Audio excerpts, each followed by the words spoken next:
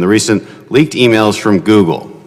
They show that labeling mainstream conservative media as Nazis is a premise upon which you operate.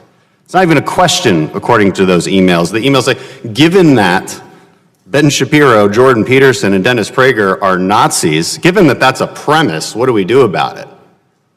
2 of 3 of these people are Jewish, very religious Jews, and yet you think they're Nazis. It begs the question, what kind of education do people at Google have? So they think that religious Jews are Nazis?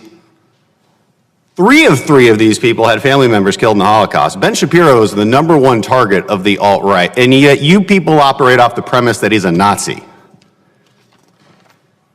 It's pretty disturbing.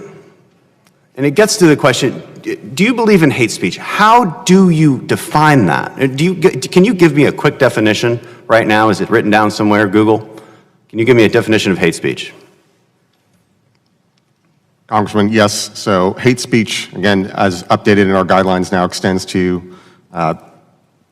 superiority over protected groups to justify discrimination, violence, and so on, based on a number of defining characteristics, whether that's race, sexual orientation, veteran status. Do you have an example of Ben Shapiro or Jordan Peterson or Dennis Prager engaging in hate speech? Do you have one example off the top of your head? So, Congressman, we evaluate individual piece of content based on that content, rather than based on the speaker. Okay.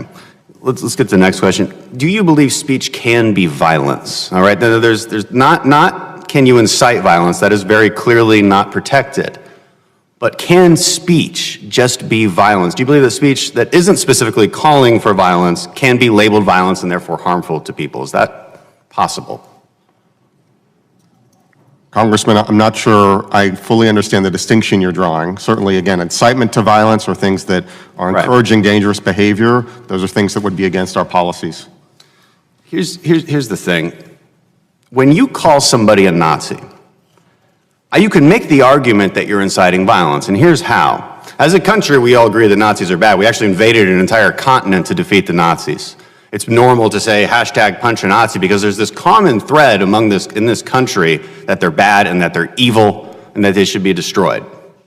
So when you're operating off of that premise, and frankly it's a good premise to operate on, well, what you're implying then is that it's okay to use violence against them. When you label them, when one of the most powerful social media companies in the world labels people as Nazis, you can make the argument that's inciting violence. What you're doing is wholly irresponsible.